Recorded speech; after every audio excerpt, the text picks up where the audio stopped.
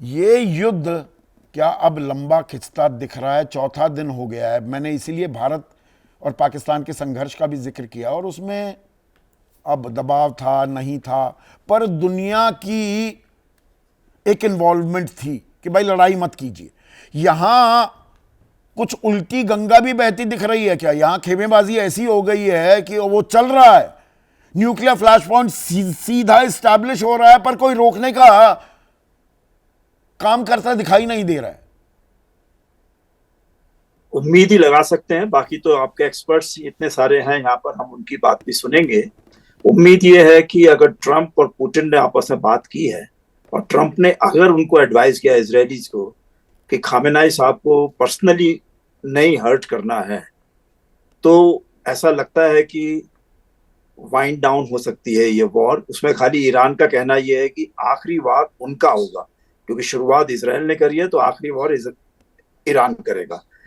तो उम्मीद है खाली, लेकिन ये उम्मीद है क्योंकि दूसरी तरफ आपने जो कहा है कि परमाणु बम का, वही बात दिखाना चाहता है ईरान कि भाई इसराइल के पास तो परमाणु बम है, हमारे पास नहीं है, लेकिन हमारा दोस्त पाकिस्तान हमसे अभी बोल कर गया है कि वो अगर हमको जरूरत पड़ी तो वो परमाणु बम हमारी तरफ से इस्तेमाल कर लेगा। हाँ, ये यही ये शायद जो पाकिस्तान की स्टेटमेंट है, अब खैर उनके जो विदेश मंत्री हैं ख्वाजा आसिफ, अब वो कह रहे हैं कि नहीं नहीं, हमने ऐसी कोई बात नहीं कही है। पर ये जो गुब्बारा छोड़ा गया है कि भाई पाकिस्तान परमाणु बम देने को तैयार है ईरान को अगर इजराइल अपनी हद में नहीं रहता है, इसके संकेत क्या हैं वैश्विक समुदाय के लिए, वर्ल्ड कम्युनिटी के लिए सर?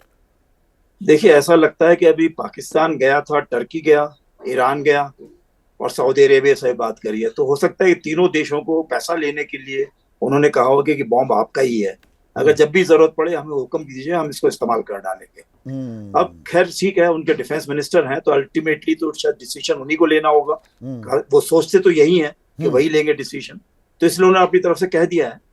लेकिन हमको लगता यह है कि ईरान इस समय बताना चाहता है कि भाई इसराइल जो है वो वायलेटर है इंटरनेशनल न्यूक्लियर ट्रीटीज का, और अगर इस तरह का कुछ वो होता तो है तो है सर, इस पाकिस्तान को वो बात को तो इस्तेमाल डिनाई करेगा। नहीं किया जा सकता। अंतर्राष्ट्रीय जो संधियां हैं उनका सीधा सीधा उल्लंघन तो इसराइल कर रहा है, और इसराइल एक न्यूक्लियर पावर भी है, उसके पास परमाणु हथियार हैं, और उसने कभी एनपीटी साइन नहीं किया, पर दुनिया ने इस बात को नजरअंदाज किया है।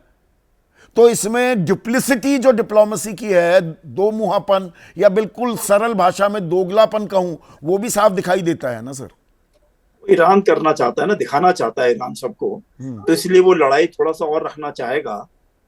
अब उसमें ध्यान हमें ये रखना है कि इसमें ट्रंप और पुतिन इसमें हो जाएंगे सफल, या ईरान और इसराइल आपस में एक दूसरे पर हमला करते रहेंगे। और किसी ना किसी स्थिति में, क्योंकि कुछ उनके अभी ईरान के एस्टेब्लिशमेंट्स ऐसे हैं जो बहुत डीप डाउन हैं, उनको अभी तक हर्ट नहीं किया गया है। हो सकता है कि अगर इसराइल उनको हर्ट करना चाहता है तो उसको कोई बहुत ही डीप पेनिट्रेशन वेपन्स इस्तेमाल करने होंगे, और उस समय जो है ईरान ने पहले ही कह दिया है कि पाकिस्तान उनकी तरफ से न्यूक्लियर बॉम्ब इस्तेमाल नहीं करेगा। सर, खबरें कैसे तो, करेगा ये मैं नहीं कह सकता हूं अभी। खबरें कुछ ये भी आ रही हैं कि वहां से वो मिड एयर रिफ्यूलिंग के लिए, क्योंकि F-16 की तादाद काफ़ी ज़्यादा है इजरायली एयरफोर्स में, और वो 1,000 किलोमीटर की जो दूरी है वो बिना रिफ्यूलिंग के नहीं कर पाएंगे, तो रिफ्यूलिंग टैंकर्स भी अमेरिका के रवाना होते, ऐसी खबरें आ रही हैं, आज दिन भर आती रही, वो इजराइल की तरफ आ रहे हैं। यानी कि बाकायदा अमेरिका अब इजराइल का इस युद्ध में खुला समर्थन करते हुए भी दिखाई देने वाला है। मैं यही बात कहूंगा कि अगर मशाद तक हमला हो चुका है तो कुछ रिफ्यूलिंग का तो इंतजाम किया है।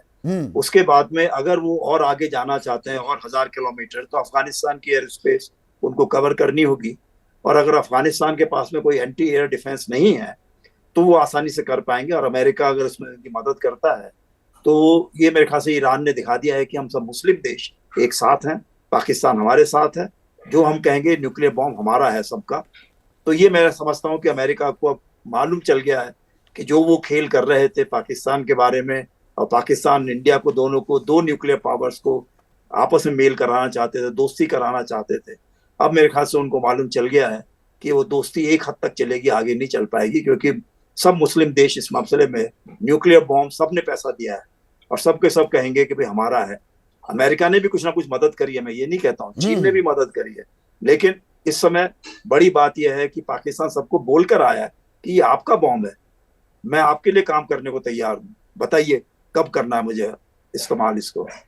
शशांक साहब, ये मैंने 2 दिन पहले भी सवाल पूछा था, कोल्ड वॉर 2.0 का दौर आता दिख रहा है क्या? ये जो खेमेबाजी पहले जो मिडिल ईस्ट में, इस खित्ते में, इस बर्रे सगीर में जो बाकी मुल्क थे वो कुछ इजराइल की तरफ ही जाते दिख रहे थे, ईरान के साथ कुछ वो शिया सुन्नी वाला एंगल भी है, पर अब तो सऊदी अरब से लेकर कतर से लेकर सारे मुल्क अब वो ईरान का साथ देते हुए दिखाई दे रहे हैं और हमले की निंदा कर रहे हैं, इजरायली जो हमला हुआ है। तो क्या are we heading towards cold war 2.0 sir? मैं यही कहूंगा कि कोल्ड वॉर तो मैं समझता नहीं हूं, लेकिन ये कि जो अमेरिका और रशिया की इस समय स्थिति है और चीन एक तरीके से तीसरी उभरती हुई ताकत आ रहा है, वो सारे समीकरण बदल जाएंगे अगर ये युद्ध आगे चलता है। तो इसलिए बहुत आवश्यक है कि अमेरिका और रूस और जितने एक्सटेंट तक वो चीन को अपने साथ में ले सकें, इस युद्ध को जल्दी से जल्दी समाप्त करें, शांति लाएं इस एरिया में। पर ये यूएन की जरूरत क्या है अगर सारे उसके जो संधियां हैं उनका खुलेआम उल्लंघन हो रहा है, तो यूएन चुपचाप क्यों बैठा हुआ? वो तो यूएन से पूछिए, यूएन क्या कर रहा है। ना वो सरपंच बना है, सरपंच की भूमिका है ना, वो दुनिया का सरपंच है, सरपंच खामोश बैठा है। उसका पैसा मिल गया पहले, अब पैसा भी नहीं मिलेगा आगे जाकर, उनको देखना, आप आगे देखिएगा। हाँ, यहाँ पे जनरल साहब कह रहे हैं अब तनख्वाह भी नहीं मिलेगी। आप जो कह रहे हैं ना यूएन स्टाफ का हाल कुछ ऐसा हो जाएगा। लेकिन जनरल बिशंबर दयाल, अमेरिका के रीफ्यूलिंग जो एयरक्राफ्ट्स हैं उनका इजराइल की तरफ आना, nuclear flash point clear and present danger है। दुनिया चुप बैठी हुई है, चुप बैठने के बजाय बल्कि खेमेबाजी हो रही है। अमेरिका, फ्रांस, ब्रिटेन, जर्मनी ये इजराइल का साथ देते दिख रहे हैं। एससीओ के मुल्क वो चले गए हैं ईरान के साथ। भारत थोड़ा अभी ठिठका हुआ है, वो अभी तटस्थ है, क्या भूमिका निभाए, दोनों जगह हम बात कर रहे हैं। पर युद्ध के नजरिए से क्या हम सीधे सीधे एक परमाणु युद्ध की तरफ जाते दिखाई दे रहे हैं क्या? संदीप देखो, परमाणु युद्ध तो नहीं, मैं दुनिया को नहीं डराऊंगा इस चीज से। परमाणु युद्ध का मैं नहीं समझता किसी किस्म का कोई खतरा है। न्यूक्लियर फैसिलिटीज पे न्यूक्लियर फैसिलिटीज हैं वो मैं नहीं समझता कि जो उनके न्यूक्लियर फैसिलिटीज पे किया है, लेकिन जहां कहीं अगर उनका स्टोर्ड न्यूक्लियर एनर्जी है तो मैं नहीं समझता इजराइल इस किस्म की कार्रवाई करेगा कि वहां से लीकेजेस हो जाएं और तबाही हो जाए। ऐसा मैं नहीं समझता कि कुछ होगा। और ये पाकिस्तान का भी आप भूल जाइए कि पाकिस्तान किसी किस्म की कोई न्यूक्लियर पावर इस्तेमाल करेगा इजराइल के खिलाफ, ऐसा नहीं है। देखिए, जब दुनिया में संतुलन खराब हो गया ना, दुनिया का संतुलन बिगड़ गया, तो संदीप कोई भी लाइंस नहीं है आज के दिन, ना कोई कोल्ड वार की लाइंस है, ना कोई ईस्ट ब्लॉक वेस्ट ब्लॉक की लाइंस है, ना कोई डेमोक्रेसी वर्सेस, कोई लाइंस नहीं है। आज के दिन मौका परस्ती है, और इस मौका परस्ती में एक देश इजराइल जो है वो मैं समझता हूं कहीं अपना हक से ज्यादा दुनिया में अपना दबदबा बनाने के लिए दुनिया के हर दस्तूर का उल्लंघन करके, मैं मानता हूं हमास ने जो किया वो वर्ल्ड डिप्लोमेसी को हॉस्टेज, बंधक बनाकर छोड़ दिया, सब चीजों को बंधक बना दिया। देखिए, आपने ना किसी की एयर स्पेस की कदर की, ना आपने किसी कंट्री को अनप्रोवोक्ड एक कंट्री पे आपने किया। आपने कहा ये हमास को सपोर्ट करता है, हिजबुल्लाह को सपोर्ट करता है, हम इसको इस तरह। तो दुनिया में दुनिया भर की जो टेररिस्ट जो इंटेलिजेंस ऑर्गेनाइजेशंस हैं दुनिया भर की, वो दुनिया भर के टेररिस्ट को उन्होंने सपोर्ट किया है, तो सबको तबाह कर दो। नहीं, इसमें अमेरिका का खेल भी क्या नजरअंदाज किया? बिल्कुल, ये तो देखिए ट्रंप ने बोला था। सर एक मिनट सुनिए ना, इराक को बॉम्ब किया, वेपन्स ऑफ मास डिस्ट्रक्शन है, आपने तबाह कर दिया वो पूरा मुल्क, क्योंकि आपको दरअसल वहां से आपको उस निजाम को खत्म करना था। कुछ नहीं था वहां पे, सद्दाम हुसैन को खत्म करना था। पाकिस्तान की तो पोल खोल एक बार नहीं हजारों बार हो चुकी है। उसामा बिन लादेन वहीं मिला, वहीं मारा अमरीकियों ने, तो अमरीकी वहां आबेदान क्यों देते घूमते हैं?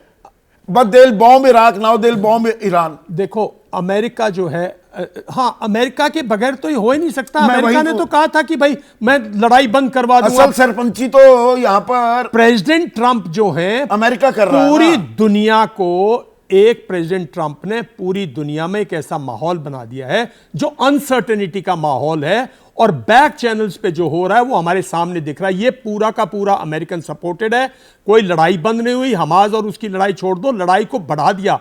अगर आप ईरान पे लड़ाई ले आए हो तो ईरान की जो आपने खुद बताया 25% पूरा ऑयल जो है और इसके प्राइसेस जो है, इसके एस्केलेशन जो है, इस सिर्फ ईरान की तबाही नहीं होगी, इसमें काफी कुछ नुकसान गरीब मुल्कों का होगा और इसमें ऑयल प्राइसेस बढ़ेंगे, सब कुछ होगा। इसमें भी तो खेल है, क्योंकि अमेरिका को ऐसी कोई जरूरत नहीं है यहाँ से अमेरिका को कोई जरूरत नहीं है। अमेरिका के पास है, रूस के पास है, बाकी दुनिया तबाह होती नहीं, है। अमेरिका भी चाहेगा कि उसका ऑयल ले, यूरोप उस पर डिपेंडेंट हो जाए। देखो रशिया से टूट गया, ईरान बिल्कुल बंद हो जाएगा, और अगर यहां से सऊदी अरेबिया वगैरह, यूएई वगैरह अगर यहां से नहीं एक्सपोर्ट कर पाए तो ऑयल कहां से तेल लेगा? के खेल में हमारा चाहे तेल निकल जाए पर बहुत से लोगों का फायदा भी होगा। ये खेल बहुत बड़ा है, दरअसल खेल बहुत बड़ा है, और मैं नहीं समझता कि इस लड़ाई को, ये लड़ाई कुछ दिन चलेगी। इस लड़ाई को कोई रोकने वाला नहीं है, कुछ दिन चलेगी। का मतलब क्या हुआ जनरल साहब? देखिए, लड़ाइयों का आजकल पीरियड नहीं दे सकते हैं। 3.25 साल हो गए यूक्रेन और रूस की, यूक्रेन और रूस की। तो देखिए, ये लड़ाई महत्वाकांक्षाओं की है,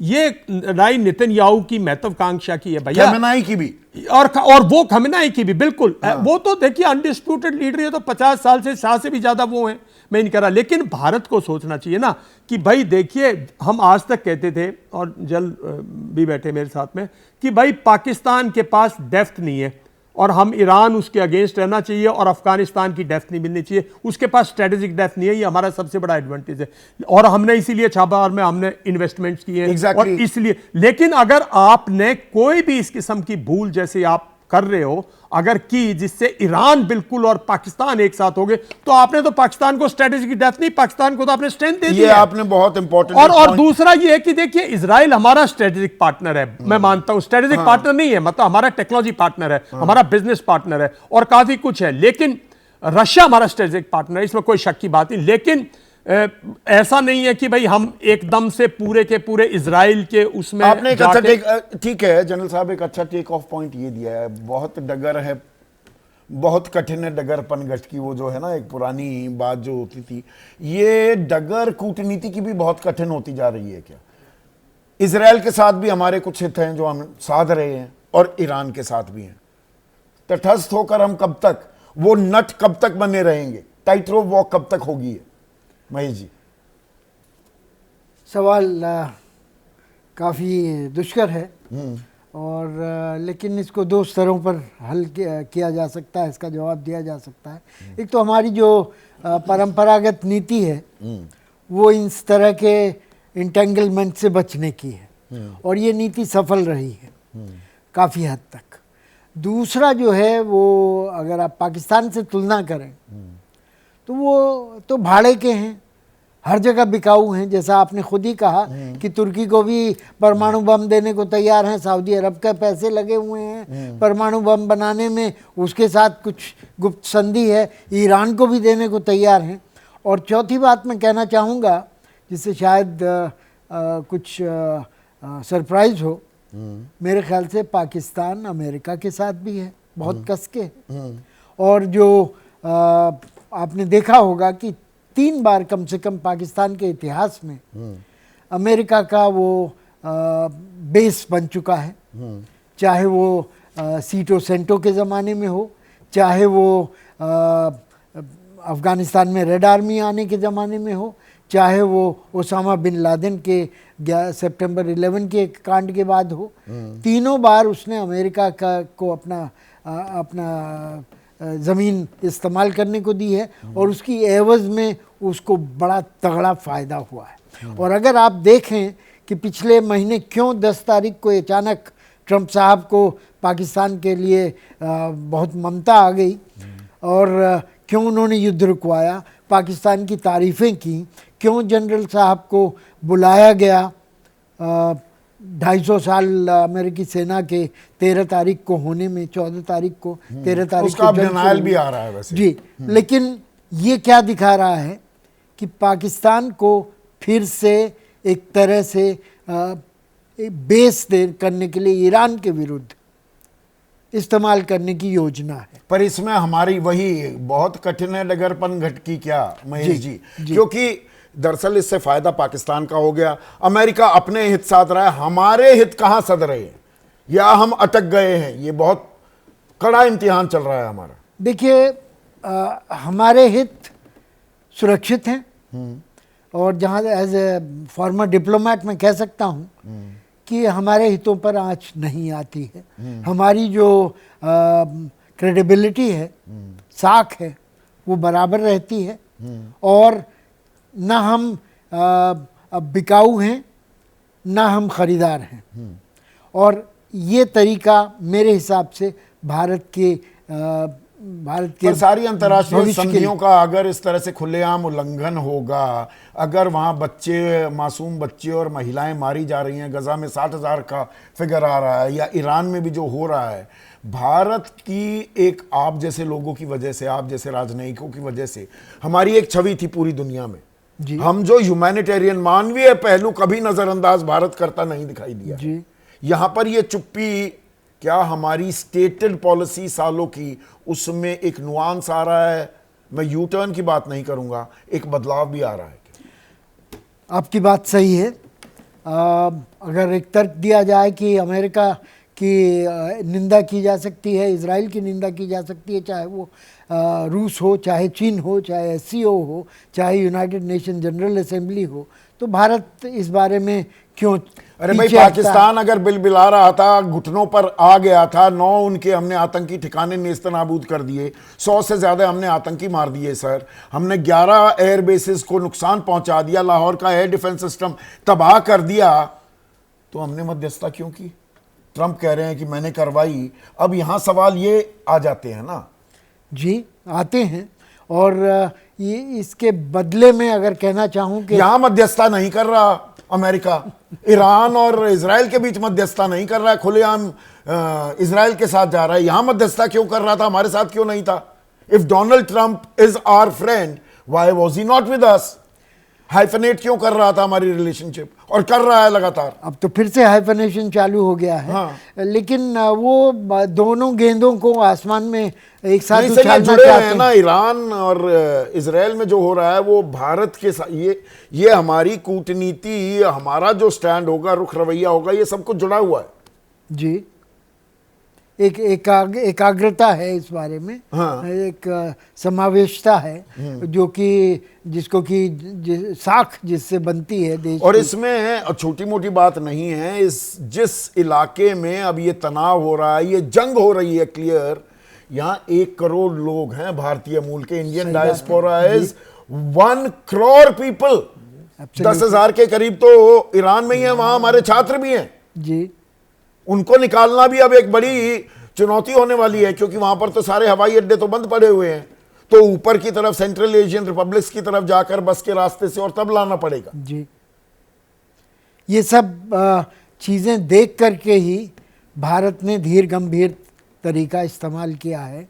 और शांति के बारे में प्रधानमंत्री ने नेतन्याहू से साहब से बात की है, ईरान के विदेश मंत्री से हमारे विदेश मंत्री ने बात की है। क्योंकि हम जानते हैं कि पिछली बार जब 1.5 लाख पौने 2 लाख भारतीयों को कुवैत से निकाला गया था 1991 में, तो देश की अर्थव्यवस्था चरमरा गई थी। नहीं, अब और अगर 35 लाख भारतीय हैं, सऊदी अरब में 26 लाख हैं, कुवैत में 11 लाख हैं, ओमान में लगभग 8 लाख हैं, 7.5 लाख कतर में हैं, बहरीन में भी 3.25 लाख हैं। अब ये सारे मुल्क दरअसल ईरान के साथ आ गए हैं। ये भी मैं गलत तो नहीं कह रहा हूं। मैं इसको स्वीकार नहीं कर सकता। इसको आप स्वीकारते नहीं है। ये पर यूएई, सऊदी अरब, कहनी और कथनी में काफी फर्क है। ट्रंप साहब पिछले तो नहीं, आने वाले दिनों में अब ये किस तरफ खड़े होते दिखाई देते हैं, तो उसमें भारत किस तरफ खड़ा होता है, उसमें हमारा नफा नुकसान का आकलन तो होगा ना महेश जी। जी, आकलन है और इन देशों का भी अपना आकलन है। वो नहीं चाहते कि जो युद्ध की, इजराइल और ईरान के युद्ध की लपटें उन तक पहुँचें और उनमें जो अमेरिका के बेसिस हैं या उनके अपने जो हित हैं उनको नुकसान पहुँचे। आपको याद होगा 20 और कितना नुकसान होता है, कितना लंबा चलता है, कब तक हम वो नट की भूमिका में रहेंगे, ये भी तो अपने आप में एक सवाल है ना जनरल मोर। सवाल असल में अटका इस बात पर है, ये युद्ध कितना लंबा चलेगा और ये परमाणु रंग भी, ये जंग परमाणु रंग भी ले सकती है क्या? संदीप जी, पहली बात तो ऐसे पैनल में मुझे बुलाने के लिए धन्यवाद। और आपके प्रोग्राम में आके अलग एनर्जी मिलती है। और ये इशू जो है, ये इशू मेरे दिल के करीब भी है, क्योंकि मैंने न्यूक्लियर स्ट्रेटजी और डॉक्ट्रिन का स्टूडेंट रहा हूँ, फिर मैंने पीएचडी करी है। और इस रीजन को, खास तौर पे ईरान, अफगानिस्तान, पाकिस्तान, इस रीजन को जो है बहुत सालों से मैं देखता रहा हूँ। पहली बात तो ठीक है, हमारे जो है डिप्लोमेट, सीनियर डिप्लोमेट जो कह रहे थे कि हमारी जो ये नीति रही है मिडिल ग्राउंड की, कि दोनों को फोन करके कह दो भाई लड़ाई ठीक नहीं है लेकिन स्टैंड मत लो। आई थिंक ये अब धीरे धीरे कैसा भारत बनते जा रहा है कि हम चाहते हैं हम एक जो है विकसित देश के रूप में उभरें, दुनिया हमारी बात सुने, और हम किसी भी इशू पे स्टैंड नहीं लेते हैं, और लेते हैं तो टिल्ट कर जाते हैं। बड़ा क्लियर टिल्ट नजर आ रहा है, यू टर्न तो नहीं है बट टिल्ट है towards US and Israel combination. हमने गाजा पे एब्सटेन किया। एक सिंपल सा स्पेन का जो है रेजोल्यूशन था कि सीज फायर होनी चाहिए। सीज फायर क्यों नहीं होनी चाहिए? भारत ने एब्सटेन क्यों किया? और ईरान हमारा हजारों साल से मित्र है। 15 अगस्त 1947 तक ईरान और भारत की बाउंड्री एक साथ थी। ये पर्शियन सिविलाइजेशन हमारी भाषा का, हमारी कुजीन का, हमारी ड्रेस का, हमारे कल्चर का एक अभिन्न रंग रहा है, भारत और पर्शिया। और आज हम उसको उस के लिए दो शब्द नहीं बोल सकते इजराइल को क्रिटिसाइज करने के लिए। और जिस और तरीके यहाँ से तो अंतर्राष्ट्रीय सारी संधियों का घोर उल्लंघन हो रहा है, खुला। एग्जैक्टली, ये तो गुंडागर्दी हो रही है ना, सीधे सीधे शब्दों में कहा जाए तो। दादागिरी, ये ओपन दादागिरी जिस प्रकार की ट्रंप, नेतन्याहू आज अगर इलेक्शन होगा इसराइल में, हारेगा बहुत बुरी तरीके से। इसराइल के लोग, वो दिखाता नहीं ना हमारा मीडिया कि इसराइल के लोगों की क्या स्थिति है। 7 अक्टूबर 2023 से लड़ाई चल रही है। कभी लेबनान से बॉम्ब आ जाते हैं, कभी हमास से आ जाते हैं, वहां शांति नहीं है। फिर इसने नया फ्रंट खोल दिया यहाँ पे। और ये कब तक चलेगा इस प्रकार से? और ये 2-3 महीने से इसके एयरक्राफ्ट तैयार थे, they were itching to go and hit Iran. अब आपने न्यूक्लियर बॉम्ब बना लिया, ये नहीं बना सकता। नहीं, वहां तक बात समझ में आती है कि भाई हमारे अस्तित्व पर खतरा है, और ये तो न्यूक्लियर वेपन्स शांति के लिए परमाणु शक्ति का इस्तेमाल करे ईरान, हमें दिक्कत नहीं, हथियार बनाएगा तो हम जी युद्ध करेंगे। अगर आप खुद परमाणु पावर ना होते, आपके पास परमाणु हथियार ना होते, आपने एनपीटी साइन कर रखा होता, वरना है भी तो आपने ना एनपीटी साइन कर रखी, आपके पास परमाणु हथियार भी, आप सब करेंगे, दूसरे को करने नहीं देंगे। अरे कोई कायदा तो होता होगा ना। आप कितने दिनों से देखो, यमन में गरीब लोगों के घरों पे रात को बॉम्ब गिरा देते हैं। मतलब वो इंसान नहीं है क्या? ये पूरा का पूरा एक जो है पिछले कुछ सालों से जो एक पुशबैक है, व्हाइट सुपरमेसी का जो पुशबैक है, ये पूरा का पूरा नजर आता है इस बार। कब से नहीं, कम पर इसमें देखिए हमास या हूती के जो ये वो आतंकवादी हैं, उसके अलावा तो कोई शब्द इस्तेमाल किया नहीं जा सकता। जो वो करते हैं वो भी तो घोर निंदा का विषय है ना। इंटरनेशनल टेररिज्म जो हो रहा है, ये एग्जैक्टली संदीप, जो ये हो रहा है ये इंटरनेशनल टेररिज्म है ये। और आप जो है पुराना इतिहास उठा के देखो, इनको प्रॉब्लम है मुल्ला रेजीम से, क्लर्जी से। बट इससे आपने क्या कर रहे हो? अगर आप ईरान को ऐसे हिट करोगे, ईरान के सारे लोग अपनी गवर्नमेंट के साथ मिल गए अभी। अब जो इंटरनेशनल लोग भी हैं ईरान के, जो क्रिटिसाइज करते थे खमैनी को और चाहते थे चेंज हो, वो भी सारे के सारे उसके साथ। क्योंकि अभी देखो, जब देश पे अटैक होता है ना, तो पूरा का पूरा देश, सारे सब के सब जुड़ जाते हैं लोग। यही अभी कुछ दिन पहले हमने पाकिस्तान का हाल देखा, सब के सब आसिम मुनीर के पीछे पूरा देश खड़ा हो गया उनका। और तो यही ईरान के साथ जो ये कर रहे हैं, इस तरीके से किसी देश के ऊपर ये लंबा चलने वाला है ये युद्ध, मतलब क्योंकि इससे हमारे आर्थिक हित जुड़े हुए हैं ना सर। अब मैं उस पहलू पर भी रविंद्र सचदेव के पास जाऊंगा। ये युद्ध क्या लंबा खिंचेगा? अब आपको ऐसा दिख रहा है पॉइंट ऑफ नो रिटर्न हो रहा है दोनों तरफ से। क्योंकि नोशन ऑफ विक्ट्री क्या होगी? वहां तो हमास के साथ तो कुछ कर नहीं पाए कि हम, हमास तो उसी तरह से इंटैक्ट है। कुछ लीडर मारे हैं बट अभी तक आप तब उनको खत्म तो कर नहीं पाए। लोग मारे हैं आपने, 2/3 औरतें और बच्चे। यहां पर भी ना तो आपने रेजिम चेंज, और रेजिम अगर चेंज नहीं कर पाए आप, फिर ये पूरा का पूरा लूजिंग बैटल है। और अब मैं गारंटी दे रहा हूं आपको, अब जो ईरान की जो साइंटिफिक कम्युनिटी है, उनकी जो भी उनके अंदर देश प्रेम के लोग हैं, या चाइना को हम डिस्कस ही नहीं कर रहे। चाइना ने बहुत क्लियरली बड़ी स्ट्रॉन्ग स्टेटमेंट दी है इस पूरे चीज में। उन्होंने कहा Israel has crossed a red line in this particular thing. SCO का वो चेयरपर्सन है, और एससीओ में हम भी हैं, ईरान भी मेंबर है। चाइना हैज टू, तो कल को कौन रोकेगा? अगर चाइना चाहेगा कि ईरान डेवलप करे न्यूक्लियर वेपन, ना अमेरिका रोक सकता और ना इसराइल, दुनिया की कोई ताकत रोक नहीं सकती अभी। नहीं, जब आप अब नॉर्थ कोरिया को नहीं रोक पाए थे, देखिए जब वो नहीं रोक पाएंगे, अगर तो करने पर कोई आ जाए तो ये तो एक तमाशा हो रहा है ना। तो इतना अंतरराष्ट्रीय humiliate कर रहे हो आप। कूटनीति के नाम पर जनरल मोर, क्या एक तमाशा भी हो रहा है?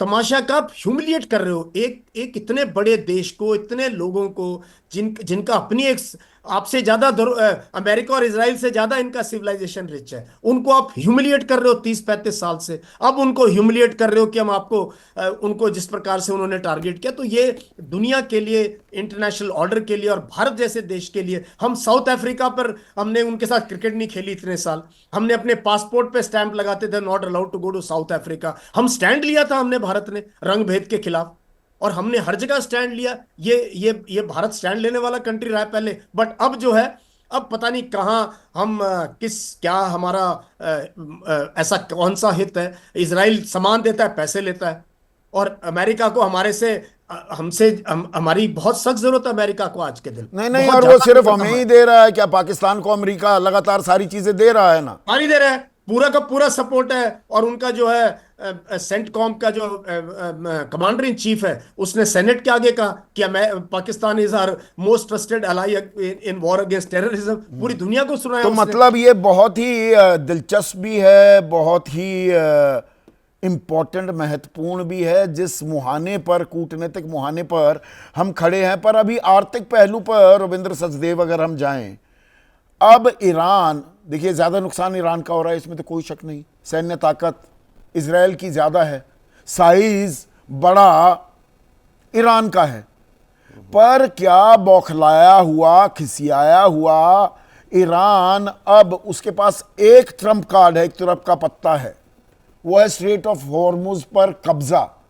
20 से 25% तेल का व्यापार दुनिया का उस इलाके से होकर निकलता है, उसका इस्तेमाल करेगा जो धमकी दे रहा है ईरान। क्या वहां तक भी जा सकती है नौबत? वहां तक जा सकती है?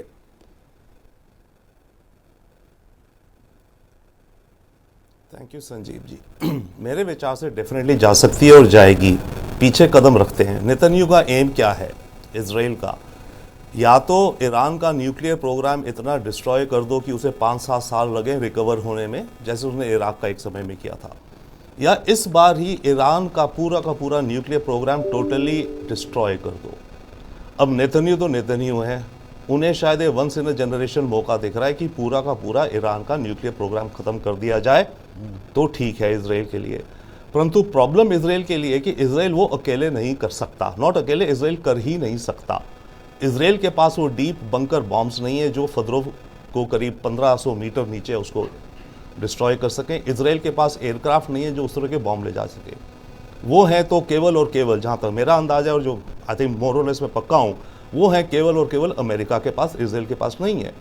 तो नेतन्याहू को और इजराइल को अब किसी तरह से अमेरिका को भी इस युद्ध में खींचना है, और उसको खींचने के लिए उन्हें ईरान को प्रोवोक करना है, तभी ईरान की ऑयल फैसिलिटीज़ पे अटैक, ताकि ईरान, जैसे आप एग्जैक्टली कह रहे हैं, खिसिया करके स्ट्रेट ऑफ हॉर्मुज में कुछ करे, उसमें कहीं ना कहीं किसी अमेरिकन इंटरेस्ट पे हर्ट हो, या किसी गल्फ कंट्री के उनकी ऑयल फैसिलिटी पे अटैक करे कि भाई ऑयल प्राइसेस को ब्लॉक करो पूरी दुनिया की। तो मतलब ये कदम उठा सकता है ईरान। तो रविंद्र, जो गोल्डमैन सैक्स कह रहा है $100 कीमत जा सकती है कच्चे तेल की प्रति बैरल, और जेपी मॉर्गन तो कह रहा है $120 टू अ बैरल भी हो सकता है। फिर तो यहां तो आग लग जाएगी भाई। 64-65 पर जो हम अभी दाम दे रहे हैं, फिर वही वो कोरोना काल का वो युग भी आ जाएगा क्या, कि हमें उससे पहले कहा कि 120-110 रुपए प्रति लीटर पेट्रोल खरीदना पड़ जाए।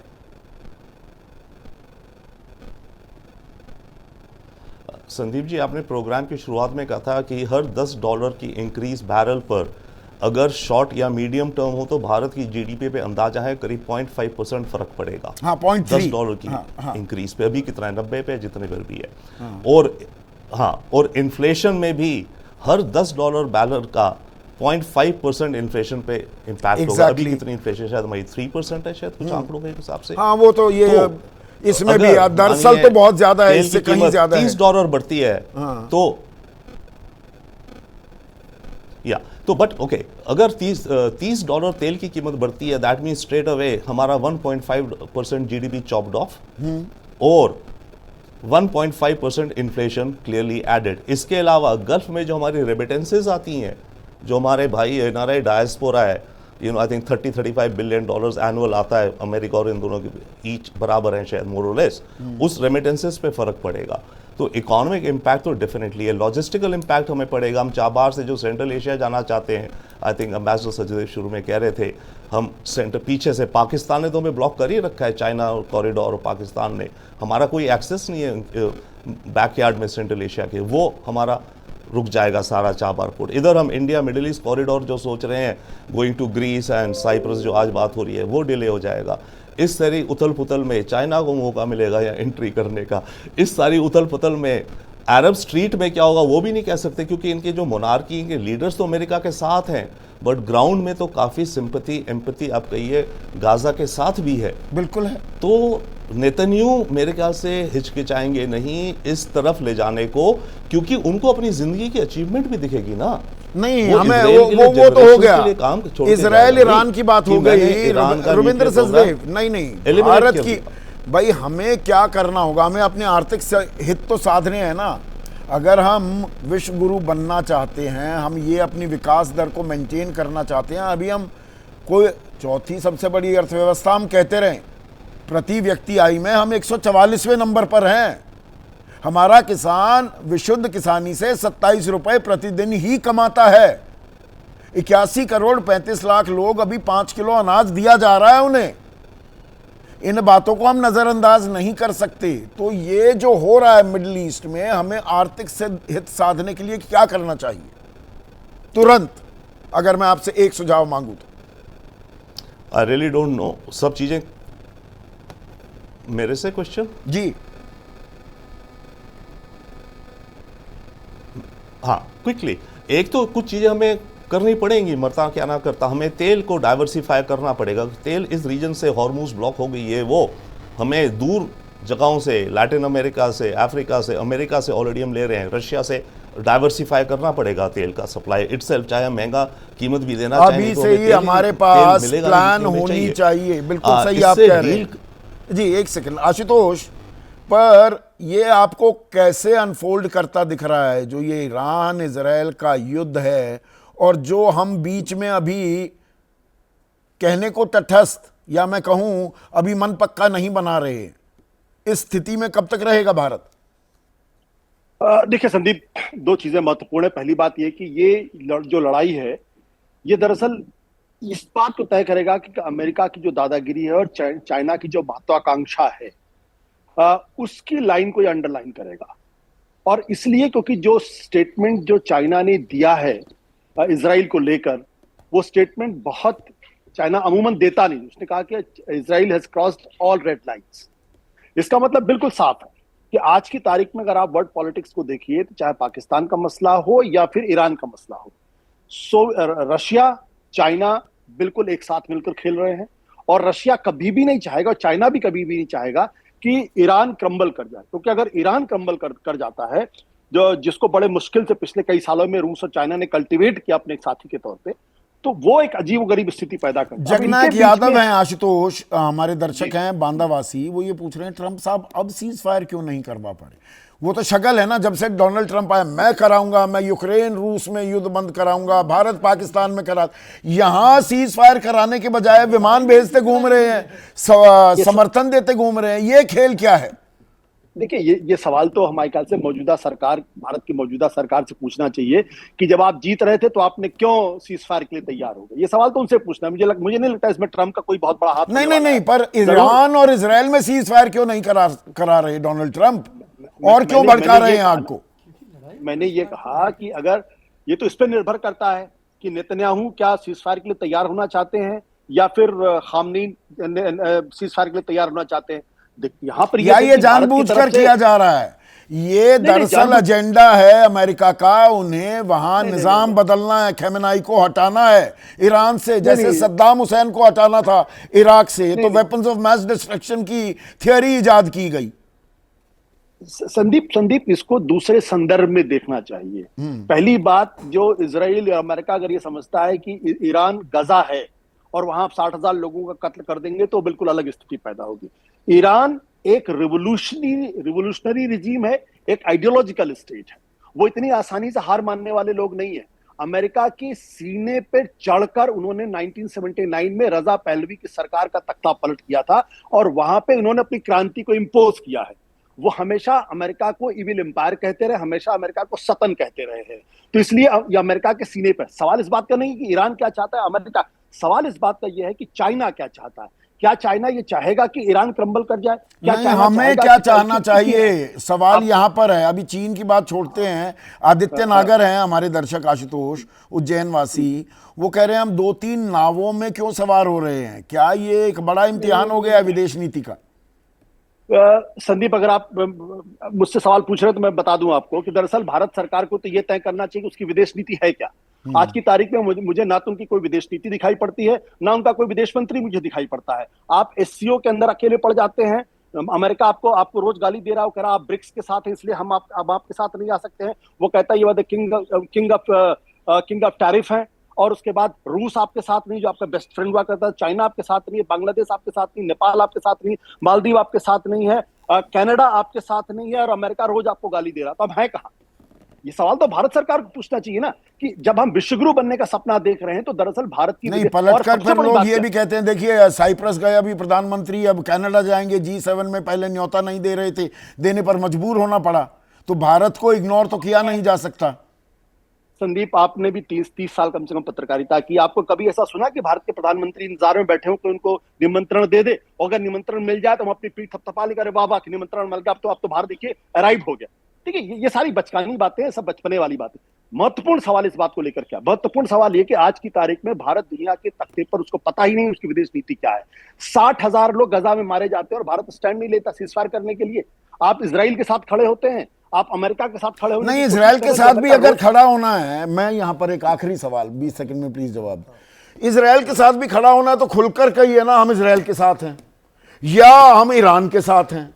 यू टर्न लेना है तो लीजिए ना, कोई भी चीज सर्टेनिटी थोड़ा होती है, एक चीज के थोड़ा हम चिपके बैठे रहेंगे। जो बोलना है खुलेआम क्यों नहीं कर रहे?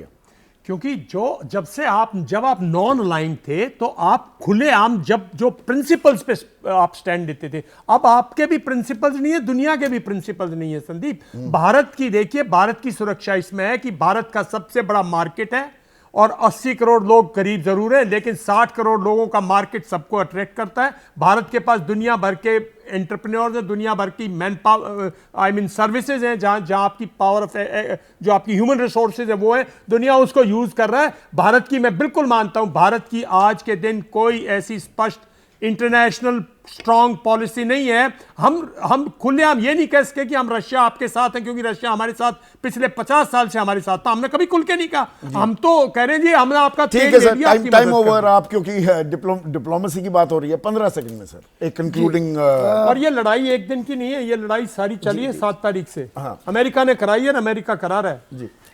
देखिए, परिस्थितियां डामाडोल हैं और इस समय कोई भी निश्चित तरीके से कुछ भी कह पाना मुश्किल है। ट्रंप साहब खुद भी दिन में 3 बार बयान बदलते रहते हैं, तो आप किसको कब समर्थन करेंगे? आपको समय चाहिए कि आप विकास कर सकें और आप अपनी जो आपकी क्षमता है उसका पूरा दोहन कर सकें। तो थोड़ा अनिश्चितता का दौर है और